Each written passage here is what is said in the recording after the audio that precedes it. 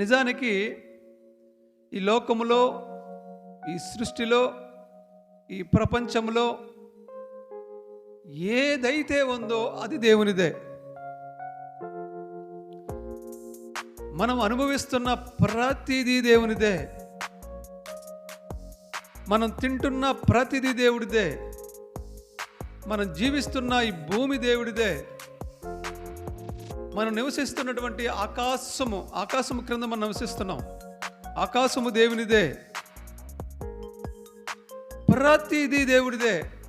గాలి దేవుడిదే. గాలి కనిపిస్తుందా మనకు? అసలు గాలి కనిపించదు.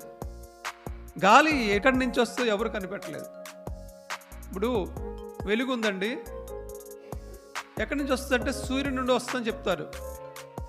నిజానికి దైవికమైనటువంటి ఆన్సర్ యేసు ప్రభు నుంచి వస్తుంది. పోనీ లోకానికి సంబంధించి సరే, సూర్యుడు ఉదయిస్తాడు, వెలుగు వస్తుంది. సూర్యుడు అస్తమిస్తాడు, చీకటి వస్తుంది. చంద్రుడు వస్తాడు, వెన్నెల వస్తుంది. కానీ గాలి ఎక్కడి నుంచి వస్తుంది ఎవరైనా చెప్తారా? గాలి ఎటువైపు నుంచి వస్తుందో మనం చెప్పొచ్చు, కానీ గాలి ఎక్కడి నుంచి వస్తుందో ఎవరికి తెలియదు. యోహాను సువార్త 3వ అధ్యాయము 7వ వచనం, గాలి తనకిష్టమైన చోటున విసురును, నీవు దాని శబ్దము విందువే కానీ అది ఎక్కడ నుండి వచ్చినో ఎక్కడికి పోవునో అది నీకు తెలియదు. మనం గాలిని ఎటువైపు నుంచి వస్తుందో ఒకవేళ మనం గుర్తించగలుగుతాం. తూర్పు, పరమడ, దక్షిణం, ఉత్తరం అని సౌండ్ మనం వినగలుగుతాం.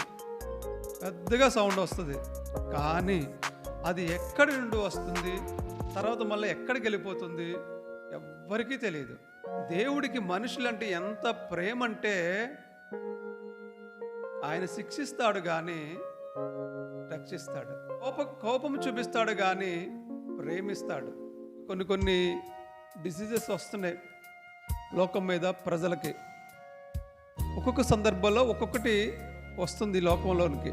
ఒక్కొక్క టైంలో దేవుడు ఒక్కొక్కటి దానికి అనుమతిస్తున్నాడు. నిజంగా దేవుడు ప్రజలు శిక్షించాలి అనుకుంటే గాలిని బంధించవచ్చు కదా దేవుడు. ఒక్క 10 నిమిషాలు గాలిని బంధిస్తే ప్రపంచం మీద మనకు బలాన్ని లేకపోతే ఏదో చూసుకుని ఒకవేళ మనము ఎంతగానో హెచ్చింపబడుతూ ఉంటాం. ఒకసారి అనిపిస్తుంది, దేవుడు కానీ గాలిని బంధిస్తే ఈ ప్రపంచం ఏమైపోద్ది. అమెరికా ప్రెసిడెంట్ ఉన్నాడు, ప్రపంచంలో తనకంటే ఉన్నతమైన వ్యక్తి లేడు. ఇంకా అది మనం అంటాం కాదు, ప్రపంచాలే ఒప్పుకుంటాయి. ఎంత గొప్ప స్థాయి అంటే తనది భూమి మీద ఉన్న ప్రజలందరికంటే కూడా పెద్ద గొప్ప స్థాయి. అతనికి కూడా ఒక 5 నిమిషాలు దేవుడు గాలిని బంధిస్తే ఏమైపోతాడు అతను. కానీ దేవుడు ఆ పని చేయట్లేదు. ఎందుకు చేయట్లేదు? ఇప్పుడు వర్షాన్ని ఆపుతున్నాడు దేవుడు. ఎందుకు ఆపుతున్నాడు? వర్షం ఆపినా ప్రజలు ఏదో రకంగా జీవిస్తారు. ఎండ ఆపుతాడు దేవుడు. ఎండ లేకపోయినా ఏదో రకంగా జీవిస్తారు ప్రజలు. ఇంకా అనేక రకాలుగా చాలా ఈ ప్రకృతికి సంబంధించినవి ఒక్కొక్కసారి ఉంటాయి, ఒక్కొక్కసారి ఉండవు. కానీ నిత్యము ఉండేది గాలి మాత్రమే. అవునా కదా? సూర్యుడు ఉంటాడు ఉదయం సాయంత్రం వరకు, తర్వాత కనిపించడు. చంద్రుడు ఉంటాడు ఉదయం వరకు, తర్వాత కనిపించడు. మళ్ళీ రేపు వస్తాడు.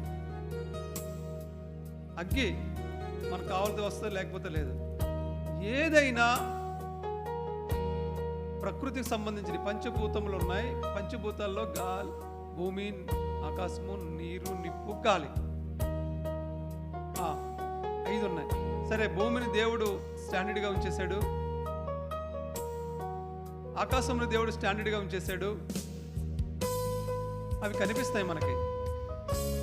గాలిని కూడా దేవుడు స్టాండర్డ్గా ఉంచేశాడు, కానీ అది మనకి అనిపించదు. సౌండ్ మాత్రమే అనిపిస్తుంది. దేవుడు ఎంత ప్రేమో చూడండి, ప్రజలంటే ఆయనకి ఎంత ఇష్టమో చూడండి. గాలిని ఆయన బంధించడం లేదు. గాలిని ఆయన బంధించడం లేదు అంటేనే ఆయన ప్రజలను ఆయన శిక్షించడానికి ఆయనకి ఇష్టం లేదు. ఆయన ఒక్కొక్కసారి ఒక దెబ్బ కొడతాడు, కానీ దాని నుండి మళ్ళా తప్పించుకునే మార్గం కూడా ఆయన చూపిస్తాడు.